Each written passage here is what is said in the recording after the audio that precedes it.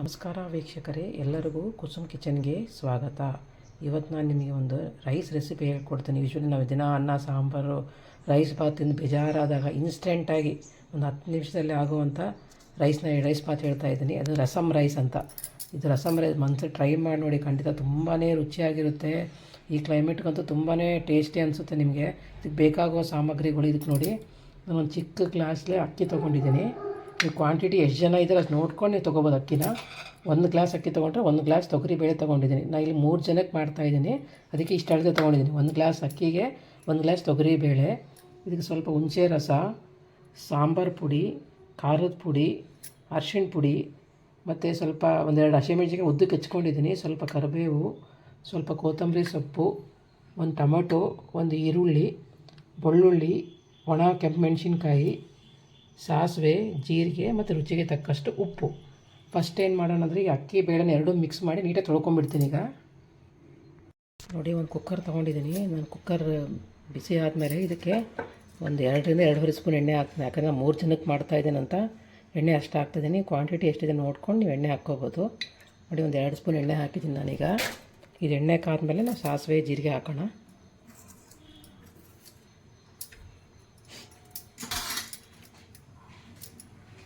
ಈಗ ಎಣ್ಣೆ ಕಾದಿದೆ. ಎಣ್ಣೆ ಕಾದ್ಮೇಲೆ ಸಾಸಿವೆ ಮತ್ತು ಜೀರಿಗೆ ಹಾಕ್ತಾಯಿದ್ದೀನಿ. ಖಂಡಿತ ಟ್ರೈ ಮಾಡಿ, ತುಂಬಾ ಈಸಿಯಾಗಿ ಮಾಡ್ಬೋದು ಇದನ್ನು.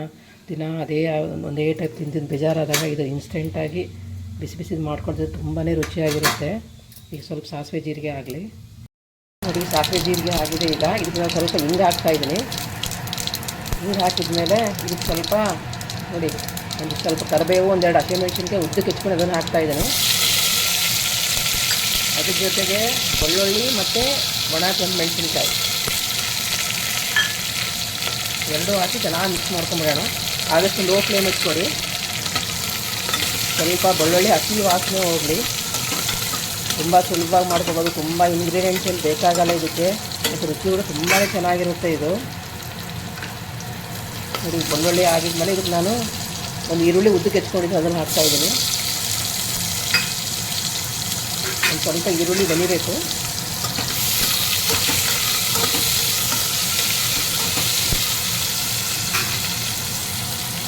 ನೋಡಿ, ಈರುಳ್ಳಿ ಸ್ವಲ್ಪ ಹಸಿ ವಾಸನೆ ಹೋಗಿ ಸ್ವಲ್ಪ ಬೆಂದ ಮೇಲೆ ಟೊಮೆಟೊ ಹಾಕ್ಬೇಡೋಣ. ತುಂಬಾ ಬ್ರೌನಿಷ್ ಮಾಡ್ಕೊಳಕ್ಕೆ ಹೋಗಬೇಡಿ ಈರುಳ್ಳಿನ. ಇದಾದಮೇಲೆ ಇದಕ್ಕೆ ನಾನು ಒಂದು ಹೆಚ್ಕೊಂಡು ಟೊಮೆಟೊ ಹಾಕ್ತಾಯಿದ್ದೀನಿ.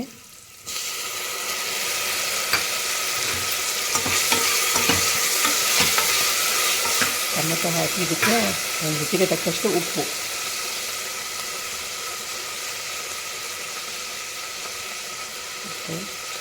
ಮತ್ತು ಇದಕ್ಕೆ ನಾನು ಹಸಿಮೆಣಸಿನ್ಕಾಯಿ ಒಂದು ಹಾಕಿದ್ದೀನಿ. ಅದ್ರ ಜೊತೆಗೆ ಸ್ವಲ್ಪ ಖಾರ ಪುಡಿ, ಸ್ವಲ್ಪ ಸಾಂಬಾರು ಪುಡಿ, ಸ್ವಲ್ಪ ಅರಿಶಿಣ ಪುಡಿ ಹಾಕ್ತಾಯಿದ್ದೀನಿ.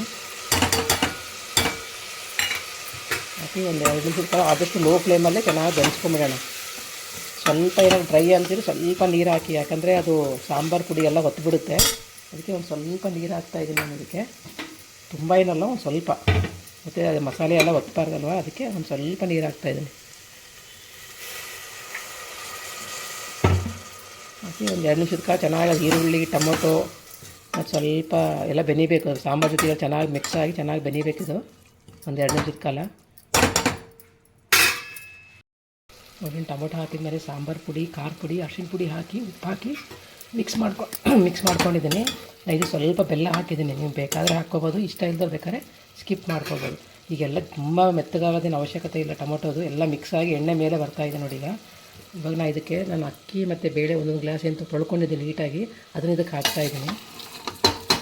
ಇದಕ್ಕೆ ಹಾಕಿ ಇದಕ್ಕೆ ಸ್ವಲ್ಪ ತುಪ್ಪ ಹಾಕಿ ಮೇಲೆ, ಮೊದಲೇ ತುಪ್ಪ ಹಾಕಿಬಿಡಿ, ಈಗ ಹಾಕಿ. ಅಕ್ಕಿ ಹಾಕಿದ ಮೇಲೆ ಅಕ್ಕಿ ಬೇಳೆ ಹಾಕಿ ತುಪ್ಪ ಹಾಕಿ ಚೆನ್ನಾಗಿ ಒಂದು 2 ನಿಮಿಷದ ಕಾಲ ಇದರೊಳಗೆ ಮಸಾಲೆ ಜೊತೆಗೆ ಚೆನ್ನಾಗಿ ಮಿಕ್ಸ್ ಮಾಡ್ಕೊರಿ. ಒಂದು 2 ನಿಮಿಷದ ಕಾಲ ಅದೊಂಥರ ಫ್ಲೇವರ್ ತುಂಬ ಚೆನ್ನಾಗಿ ಬರುತ್ತೆ. ಒಂದು 2 ನಿಮಿಷ ಮಿಕ್ಸ್ ಮಾಡೋಣ ಚೆನ್ನಾಗಿದ್ದಾನೆ.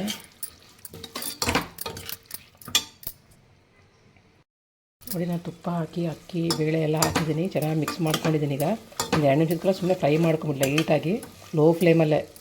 ಇದಾದಮೇಲೆ ಇದಕ್ಕೆ ನಾನು ಈ 1 ಗ್ಲಾಸ್ ಅಕ್ಕಿಗೆ 2 ಗ್ಲಾಸ್ ನೀರು, ಹಾಗೆ 1 ಗ್ಲಾಸ್ ಬೇಳೆಗೆ 2 ಗ್ಲಾಸ್ ನೀರು, ಟೋಟಲಾಗಿ 4 ಗ್ಲಾಸ್ ನೀರು ಹಾಕ್ತಾಯಿದ್ದೀನಿ. ನಿಮಗೇನಾದ್ರು ಸ್ವಲ್ಪ ಮೆತ್ತಗೆ ಬೇಕಾದರೆ ಇನ್ನೊಂದು ಅರ್ಧ ಗ್ಲಾಸ್ ಜಾಸ್ತಿ ಹಾಕ್ಕೋಬೋದು. ನೋಡಿ, ಇದನ್ನೆಲ್ಲ ಹಾಕಿ ಚೆನ್ನಾಗಿ ಕುದಿ ಬಂದಮೇಲೆ ಕುಕ್ಕರ್ ಮುಚ್ಚಿ ನಾನು ಒಂದೇ ಒಂದು ಸೀಟಿ ಮಾಡ್ಕೊತೀನಿ. ತುಂಬ ಏನಲ್ಲ, ಅವಾಗ ಏನಾಗುತ್ತೆ, ಬಿಸಿ ಬಿಸಿ ರಸಮ್ ರೈಸ್ ರೆಡಿ ಆಗುತ್ತೆ. ನೋಡಿ, ನೀವು ಯಾವಾಗ ಊಟ ಮಾಡ್ತಿರಲ್ಲ ಅದ್ರ 10 ನಿಮಿಷದ ಕಾಲನೇ ಬಿಸಿಲು ಮಾಡ್ಕೊಂಡು ತಿನ್ನಿರಿ, ತುಂಬಾ ರುಚಿಯಾಗಿರುತ್ತೆ. ನೋಡಿ, ಈಗ 4 ಗ್ಲಾಸ್ ನೀರು ಹಾಕಿದ್ದೀನಿ. ಇದನ್ನ ಕುಕ್ಕರ್ ಮುಚ್ಚಿ ವಿಸಿಲ್ ಮಾಡ್ತೀನಿ. 1 ವಿಸಿಲ್ ಮಾಡ್ತೀನಿ. ಇದ್ಮೇಲೆ ಕುಕ್ಕರ್ ಹಚ್ಚಿ 1 ವಿಸಿಲ್ ಮಾಡಿಬಿಡೋಣ. ಒಂದೇ 1 ವಿಸಿಲ್ ಸಾಕು. ತುಂಬಾ ಸೀಟಿ ಹಾಕಿಬಿಟ್ರೆ ಮುದ್ದೆ ಆಗಿಬಿಡುತ್ತೆ. ಈಗ 1 ವಿಸಿಲ್ ಮಾಡ್ತೀನಿ ನಾನೀಗ. ಕುಕ್ಕರಲ್ಲಿ ಹಾಕಿ 1 ಸೀಟಿ ಊದಿಸಿದ್ದೀನಿ. ಈಗ ಕುಕ್ಕರ್ ತಣ್ಣಗಾಗಿದೆ. ಓಪನ್ ಮಾಡ್ತೀನಿ ನೋಡಿ ನಾನು.